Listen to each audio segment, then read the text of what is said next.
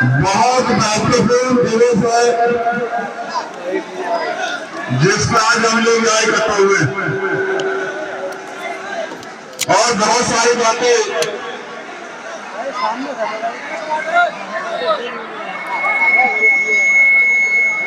मैं तो मुझसे बार बार ये कहा जाता है कि नॉन नोटिफाइड है, मगर जब मैं अपनी बहनों को देखता हूँ, माओ को देखता हूँ, तो उनका उत्साह देख के तो लगता है कि ना बहन ना भाई पूरा बहुजन समाज उत्साहित है, पूरा बहुजन समाज सब में उत्साह है। मैं एक बार आखिरी बार निवेदन करूंगा, 1 मिनट में आपसे आग्रह करूंगा कि आप व्यवस्थित कर लें और शांति बनाए, जिससे कि मैं जो बात कहूं वो बात आप तक जाए और आपके द्वारा समाज के पास जाए। ऐसा ना हो मीडिया के बंधु को जोर चला दे कि चंद्रशेखर आजाद ने तो वहां ये कह दिया था, वो तभी होगा जब आप शांति बना लेंगे। ये लोग हम लोग खड़े इनसे मिला आग्रह, ये बैठ जाए, कोई खड़ा ना रहे, जो आंदोलन में आया वो तो बैठ जाए, पत्रकार बंधु अपना काम करें, पुलिस के साथी अपना काम करें, जो आंदोलन में आए वो बैठ जाए। बैठ जाओ, कान से सुनो बेटे, अब कान से सुनो, ये मत करो, नहीं उनको तरफ ध्यान में, तो कान से सुनो, बैठो आप लोग, अब नहीं सुनूंगा मैं किसी। बैठिए नीचे, बैठिए नीचे, बैठिए।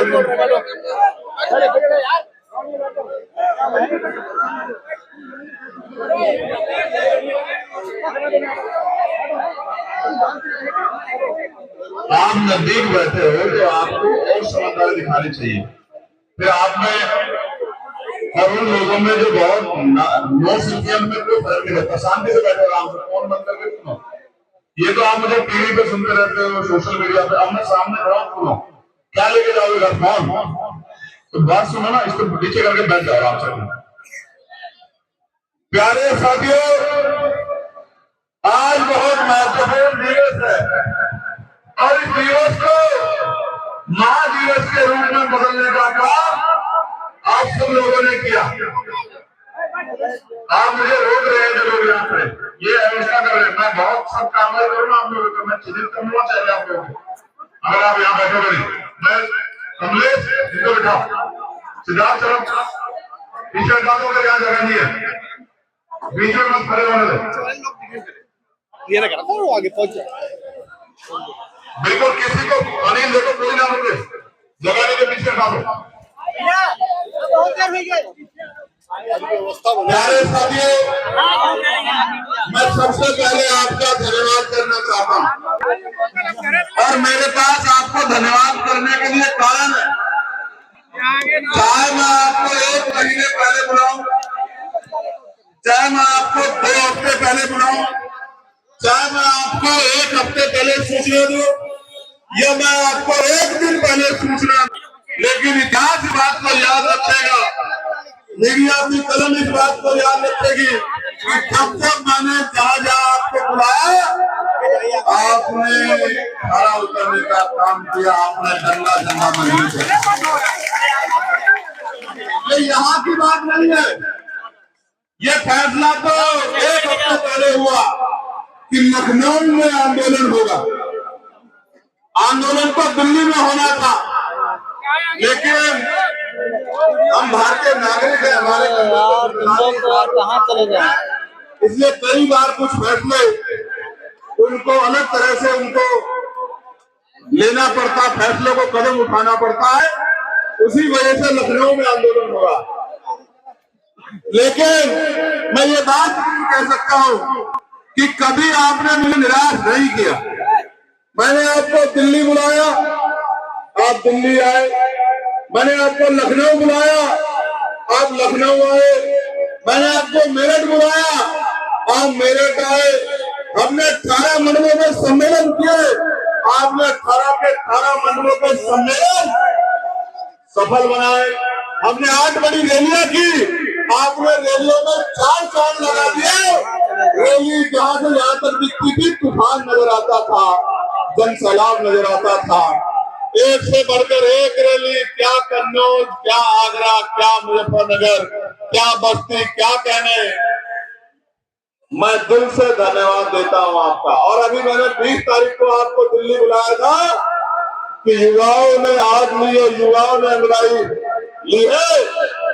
आपको आना है तो आपने 20 तारीख को जो दिल्ली में इतना बड़ा सैलाब जुटा के दिखाया, इसके लिए भी मैं आपका आभारी रहूंगा। बहुत बहुत धन्यवाद। ये आलम तब है, ये आलम तब है जब राजकाज नहीं बना है। और मैं जानता हूं मेरे कार्यकर्ताओं के नेताओं के हालात, कि उनपे अपनी गाड़ियां नहीं है, बहुत साधन नहीं है, लेकिन फिर भी बस से, ट्रेन से, मोटरसाइकिलों से, पैदल जिस तरह से सफर करके वो पहुंचते हैं। इसलिए मैं बार बार कहता हूं कि भीम आर्मी आजाद समाज पार्टी के कार्यकर्ता का मुकाबला करने की हिम्मत किसी के अंदर दूसरी पार्टी कार्यकर्ताओं को नहीं है। और यहाँ देखो, ना गद्दे हैं, ना सोफे हैं, ना कुर्सियां हैं, लेकिन यहाँ से वहां तक ये जन सैलाब आज आया है इस आंदोलन को मजबूत करने के लिए। बहुत बहुत धन्यवाद आप सबको। और ऐसा नहीं कि नौजवान हैं, माई भी हैं, बहनें भी हैं, बेटियां भी हैं, बेटे भी हैं, बड़े बुजुर्ग भी हैं। ये कहते हैं ना, बचपन से लेके बुढ़ापे तक का साथ आपके साथ खड़ा है। मैं आपको पुनः बधाई देता हूँ। प्यारे साथियों, मंडल दिवस के इस महान अवसर पे मैं बहुजन समाज में जन्मे अपने सभी संतों, गुरुओं, महापुरुषों को नमन करता हूं और आभार प्रकट करता हूं, नमन करता हूं उन वीरांगनाओं को, उन वीर योद्धाओं को, उन महान पुरुषों को, उन महान शख्सियतों को जिनकी वजह से आज ये दिन आया कि ये मंच सजा है और हम यहाँ लखनऊ के सीने पे खड़े होकर अपने हक अधिकारों के लिए आंदोलन कर रहे हैं सरकार से जवाब। प्यारे साथियों, मैं जब अपनी बात को शुरू करूंगा तो यहाँ से शुरू करूंगा। कुछ लोगों को लगता होगा कि चुनाव है तो राजनीतिक लाभ के लिए कार्यक्रम किया जा रहा है, लेकिन मैं आपको बताना चाहता हूं कि राजनीतिक लाभ के लिए नहीं, अपने महापुरुषों का कर्ज उतारने के लिए और पीछे रह गए अपने भाइयों को मुख्य धारा में लाने के लिए कार्यक्रम किया जा रहा है। अपनी सामाजिक जिम्मेदारी को निभाया जा रहा है। और मैं इसका आपको इतिहास से उदाहरण भी दूंगा। मैंने आंदोलन करा है राष्ट्रपिता ज्योतिबा फूले से लेके छत्रपति साहू जी महाराज, जिन्होंने 1902 में 26 जुलाई 1902 को आरक्षण सबसे पहले लागू किया। संत गाडगे जी महाराज, नारायण गुरु, पेरियार लाल यादव, टीवी पेरियार रामानायकर स्वामी, बाबू जगदेव प्रसाद कुशवाहा, जननायक कपूरी ठाकुर, मामला रामचंद्र चौधरी, महाराज सिंह भारती। जब मैं पूरे उसको पढ़ता हूँ, संत राम प्रजापति जी, जब मैं पूरे आंदोलन को पढ़ता हूँ, ब्रह्मानंद लोधी जी, तमाम पिछड़े वर्ग के आज की जो संवैधानिक व्यवस्था, ये सब पिछड़े वर्ग के महापुरुष हैं। इनके संघर्षों से राष्ट्रपिता ज्योतिबा फूले, मां सावित्रीबाई फूले, छत्रपति साहू जी महाराज जो हमारे सर का ताज है, उनके संघर्षों से आज इस देश में समता मूलक समाज बनाने के लिए ये आंदोलन तेजी से आगे बढ़ रहा है। तो जब मैं पढ़ता हूँ बाबा साहब को, जब मैं पढ़ता हूँ बाबू मंगूराम सिंह मंगलवालिया को, जब मैं पढ़ता हूँ बंगाल के हरिचंद ठाकुर, गुरुचंद ठाकुर जी को, तो मुझे समझ आता है कि उनसे पहले भी देश में सामाजिक परिवर्तन का आंदोलन आज की सामाजिक व्यवस्था में, आज की संवैधानिक व्यवस्था में जो आज के पिछड़े वर्ग के लोग हैं, उन चलाने का काम किया। अगर वो न चलाते, मैं औरों को नहीं देना चाहता।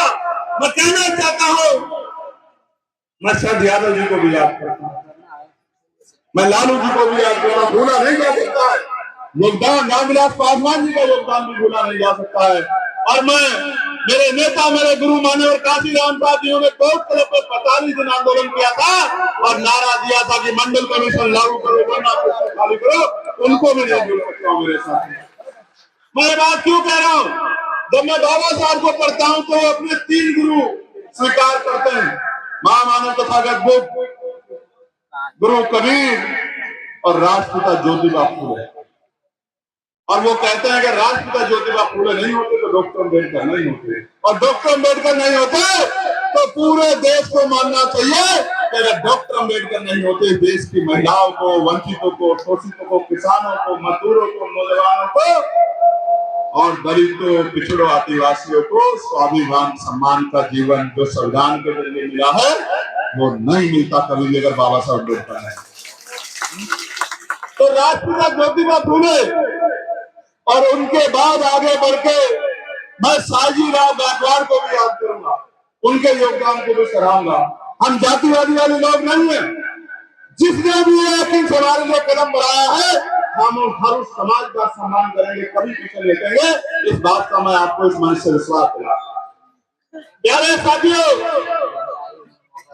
मैं याद करूंगा छत्रपति साहब जी महाराज को, जिन्होंने बाबा साहब का हाथ पकड़ के ये कहा कि अगर बाबा साहब जैसा नेता आपका नेतृत्व करेगा तो आपके अधिकारों पर हमला नहीं हो सकता है। मैं छत्रपति साहू जी महाराज का भी धन्यवाद करता हूँ।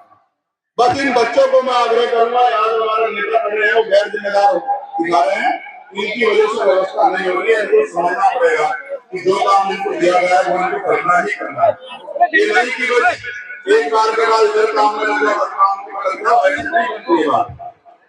और आज मैं आपको भी धन्यवाद करूंगा कि जिस मांग के लिए कोई खड़ा नहीं हो रहा था, मैं मंडल कमीशन पे जाऊंगा, उस मांग को पूरा कराने के लिए जो Azad Samaj party green army के बहादुर योद्धा आज करते खड़े हैं, जिनमें बहुत बड़ी संख्या दलितों, पिछड़ों, आदिवासियों की है, मुसलमानों की है।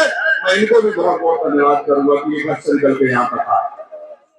प्यारे साथियों, मैं पूर्व प्रधानमंत्री वीपी सिंह जी को भी धन्यवाद देना चाहता हूं, दिल से धन्यवाद देना चाहता हूं वीपी सिंह जी को कि बड़ी इच्छा शक्ति उन्होंने दिखाई, उसका खामियाजा भी भुगतना पड़ा।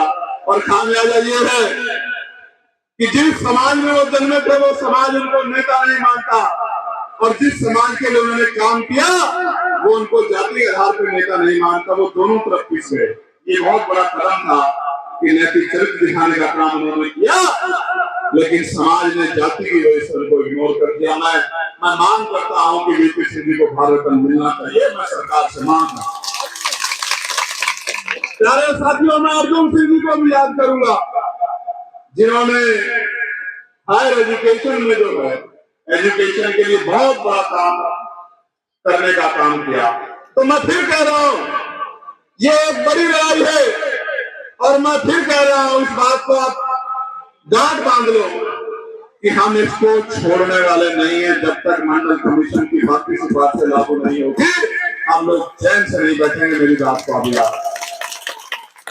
प्यारे साथियों, आज महत्वपूर्ण दिवस है। मंडल कमीशन पे बड़ा प्रकाश हमारी पार्टी के वरिष्ठ नेताओं ने डाला। भाई नीरज जी ने, भाई अरविंद पवार जी ने, भाई मनीष जी ने, भैया राकेश वर्मा जी ने, संजय पाल जी ने, रामेश्वर पवन जी ने, सुनील कुमार चित्तौड़ जी ने, सतपाल चौधरी जी ने, तमाम हमारे साथियों ने, डॉक्टर मसूद साहब ने, तमाम हमारे साथियों ने प्रकाश डाला मंडल कमीशन पे। और जिस तरह से बड़े डीपली समझाने का काम किया रामेश्वर पवन जी ने, मुझे नहीं लगता उसके बाद मुझे मंडल कमीशन पे बहुत विस्तार से बात करनी चाहिए। मैं उससे आगे बात को बढ़ाऊंगा, लेकिन थोड़ा सा प्रकाश जरूर डालूंगा। आप इससे मत घबराना, इसकी गर्मी से मत घबराना। जो पीड़ा में है, जिनको धूप की जरूरत है, उसको धूप भी मिलनी चाहिए, लेकिन जहां जहां आपका पसीना पड़ेगा वहां से क्रांति के बीज पैदा होंगे। इस बात को याद। तो मैं नहीं घबरा रहा, तो आप भी मत घबराना। एक सूरज में 1000 सूरज की तपन सहेंगे अपने लोगों के अधिकारों के लिए, लेकिन पीछे नहीं हटेंगे। मेरे भाइयों, मेरी बहनों, मेरी माँ, बच्चों, सुन लो मेरी बात को। 1000 सूरज की तपन सहने को तैयार हैं, लेकिन पीछे पैर पीछने को तैयार नहीं। वो दिन चले गए कि अलग अलग खड़े होकर लड़ते थे। हम मिल के लड़ेंगे, एकजुट होकर लड़ेंगे, अपने अधिकारों के लिए लड़ेंगे और बड़े से बड़े आंदोलन करेंगे। हम पीछे हटने वाले नहीं। मेरे प्यारे साथियों, भाई राजपाल कश्यप जी, भाई राजकुमार यादव जी, भाई विवेक सेन जी ने भी, भाई यशवंत मौर्य जी ने भी, तमाम हमारे श्री प्रकाश विश्वकर्मा जी ने भी, श्री सागर यादव जी ने भी, सुदर्शन यादव जी ने भी, मनोज यादव जी ने भी, कुल बिहारी यादव जी ने भी और रंजन वीर जी ने भी, तमाम अंबिका मौर्य जी ने हमारे पार्टी के वरिष्ठ नेताओं ने अपनी बात रखी है। और एक तो मध्य प्रदेश से चल के आए, मध्य प्रदेश की क्रांतिकारी धरती से हमारे सेवड़ा के बाद दतिया से रहे लोकप्रिय प्रत्याशी और जो मजबूती से वहां बहुजन समाज के आन बान शान का झंडा लेके आगे बढ़ रहे भाई दामोदर मंडल जी का भी मैं धन्यवाद करता हूं कि वो यहाँ आए। प्यारे साथियों, ये तो इम्पोर्टेंट है, लेकिन आप भी कम इम्पोर्टेंट नहीं। मेरी नजरों में आपका सम्मान भी बहुत ज्यादा है, इस बात का भी आपको विश्वास दिलाऊं। मैं लखनऊ की पूरी टीम का, प्रदेश की पूरी टीम का, जिन्होंने कोशिश की है कि लखनऊ में आंदोलन हो और लखनऊ के बाद हर जिला मुख्यालय में आंदोलन हो और मंडल पे आंदोलन जाए, जिन्होंने इसका प्रयास किया है, उनको मैं बहुत बहुत उनके लिए आभार प्रकट करता हूँ। प्यारे साथियों, मैं यहां से बात शुरू करूंगा कि 1953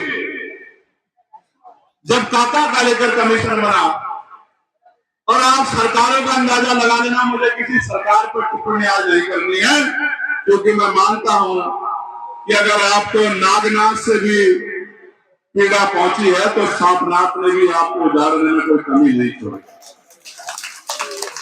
आपको दोनों से सावधान होना पड़ेगा, मेरी बात को आप याद रखना। अगर आप सोचते हो कि नागनाथ को हराने के लिए सांपनाथ को ताकतवर कर दोगे तो कल आपको पछताना पड़ेगा, कल आपको तकलीफ उठानी पड़ेगी, जिम्मेदारी फिर आपकी बनेगी, मुझसे मत कहना। तो इसलिए मैं ये कहना चाहता हूं, काका कालेकर कमीशन 1953 और 1953 के बाद लंबी बहस के बाद रिपोर्टें धूल फाड़ती रही, बड़े बड़े फाइलों में दब गई। फिर सेकंड जब मोरारजी देसाई जब जो है प्रधानमंत्री बने तो 1979 में बीपी मंडल जी को इसकी जिम्मेदारी दी गई कि वो अपनी रिपोर्ट बनाए, सेकंड जो है पिछड़े वर्ग आयोग के रूप में, कि आप मंडल कमीशन के जरिए आप इस कमीशन को, जो सेकंड काका कालेकर कमीशन के प्रभाव का विषय है, इसको आप आगे बढ़ाने का काम करें और मंडल कमीशन की जो है सिफारिश हम लोग लागू करेंगे। तो 1979 से और 1989 तक इस पर चर्चा ही नहीं, 10-10 साल तक आप लोग पीछे पड़े रहे, कोई चर्चा नहीं हुई। और फिर वो समय आया जिसको आज हम लोग सेलिब्रेट भी कर रहे हैं, आंदोलन के रूप में स्वीकार भी कर रहे हैं। आज 7 अगस्त है। 7 अगस्त का मतलब आज के दिन घोषणा हुई थी 1990 में कि हम मंडल कमीशन की सिफारिश से वीपी सिंह जी को पुनः पुनः धन्यवाद, वीपी सिंह जी को पुनः पुनः आभार, वीपी सिंह जी का, कि वीपी सिंह जी ने घोषणा की कि हम मंडल कमीशन की सिफारिशों को लागू करेंगे। और क्या हुआ, एक तरफ मंडल का आंदोलन आगे बढ़ा और मंडल की काट में दूसरी तरफ कमंडल का आंदोलन भी देश में चलाया गया। सिर्फ क्यों कि मंडल को मिलने वाले अधिकारों को रोका जा सके। आखिर कौन था वो जो मंडल कमीशन के खिलाफ आंदोलन चला रहा था? कौन सी पार्टी के लोग थे और क्या नारा लगा रहे थे? और वो पार्टी आज सत्ता में है जिस पार्टी के लोग आंदोलन चला रहे थे। इधर आप मंडल की यात्रा कर रहे थे, उस तरफ दूसरी तरफ वो कमंडल की यात्रा लेके आए, और इसलिए लेके आए कि जब आप अधिकार की बात करोगे तो आपका ध्यान भटकाने के लिए वो धर्म की बात करेंगे, और उसका खामियाजा आज भुगतना पड़ रहा है कि 2 सिफारिशें लागू हुई।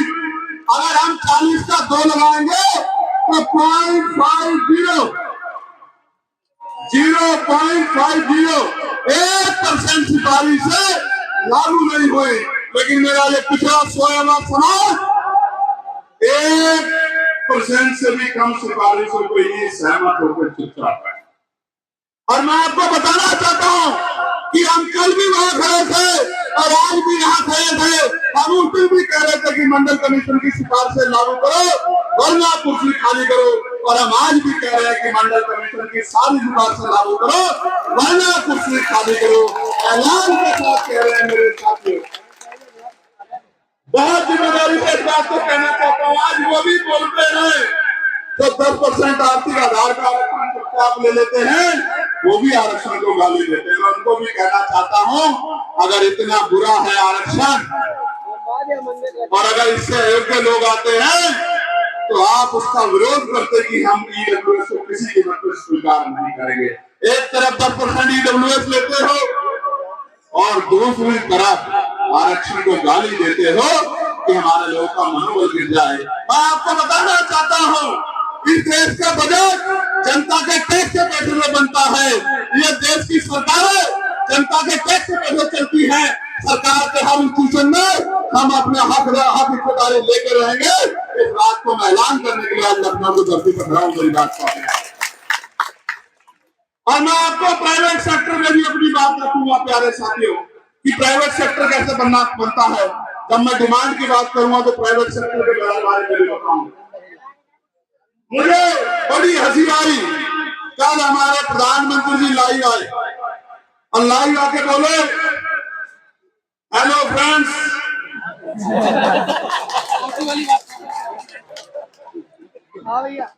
बोले कि 7 अगस्त को स्वदेशी का आंदोलन चला था। स्वदेशी का स्वदेशी और बहुत सारे पट्टे रखे हुए थे उन्होंने, विभिन्न प्रदेशों से बनते हैं जो। मैं उस प्रतिभा का सम्मान करता हूँ। कहा कि हम हैंडलूम दिवस मनाए, लेकिन एक बार ये नहीं बोले कि जिस मंडल कमीशन की सिफारिशों को लागू करवा के रहूंगा नारा देके आप 2014 में आए थे और बार बार मंचों से कहते थे कि मैं पिछड़े वर्ग से आता हूँ। एक बार नहीं बोले कि उन पिछड़े वर्गों के दिल में जो जख्म है मंडल कमीशन की सिफारिश से ना लागू होने के, उसके भी मैं कुछ बोल जाऊं, बिल्कुल चुप रहे। प्यारे साथियों, स्वदेशी की बात करते हैं और चाइना से माल ला के सरदार पटेल जी की मूर्ति बनाते हैं। मैं एक कथनी करने में बड़ा फर्क है मेरे लोगों, ये बात हमको समझिए। मैं आपको बधाई देता हूँ, आप भी मंच के लोग सुन लो, आपको बहुत बधाई। अब 80 करोड़ से बढ़ के सस्ते राशन लेने वालों की संख्या पिछले 2 सालों में बढ़ के 81 करोड़ हो गई। आपको बहुत बहुत बधाई। देश विकास के रास्ते पे है, देश प्रगति के रास्ते पे है, गरीबी खत्म हो रही है, जीडीपी बढ़ रही है। और सच ये है कि पिछले 2 साल में 1 करोड़ लोग गरीब हो गए हैं। अगर आपको मेरी बात गलत लगती हो तो आपको आंकड़े पढ़ लेने चाहिए। इन आंकड़ों के आगे धर्म की चादर लगा के ये देखने नहीं दोगे। मैं तो पार्लियामेंट में हूँ, कमेटियों की मीटिंग में जाता हूँ, वही सुनता हूँ कि साहब एफसीआई की मीटिंग थी कि सर हम 81 करोड़ लोगों को सस्ता राशन दे रहे हैं।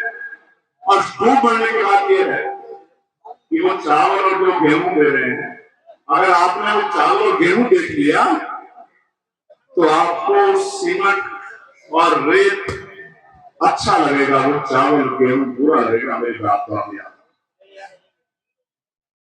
प्यारे साथियों, मंडल कमीशन ने क्या दिया? मंडल कमीशन ने डॉक्टर दिए, इंजीनियर दिए, वकील दिए, जज दिए, आईएएस दिए, आईपीएस दिए। जो कुर्सियां आपसे दूर रखी गई थी, जिन कुर्सियों को आप छू नहीं पा रहे थे, वो कुर्सियां आपके कदमों में लाके पटक दी। ये मंडल कमीशन ने आपको दी। और ये मंडल कमीशन संविधान की उस भावना के कारण आया जो संविधान के आर्टिकल 340, 15(4), 16(4) में दिया गया है।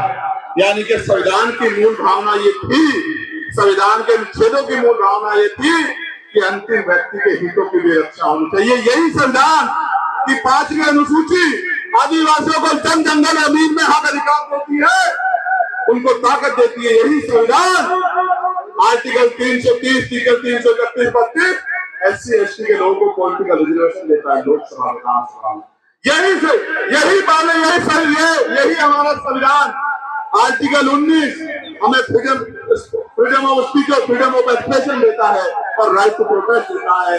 और यही संविधान के आर्टिकल 25-26 हमें धार्मिक आजादी देता है। दलितों, पिछड़ों, आदिवासियों, बौद्धिस्टों, जैनों, सिखों, मुसलमानों को अपने धर्म को मानने, अपनी पूजा अर्चना उपासना करने की इजाजत देता है। यही संविधान है जो सबको देता है, यही अवसर की क्षमता देता है और यही इन बड़ी बड़ी सरकारों से लड़ने की हिम्मत देता है। इतना महान संविधान है हमारा। प्यारे साथियों,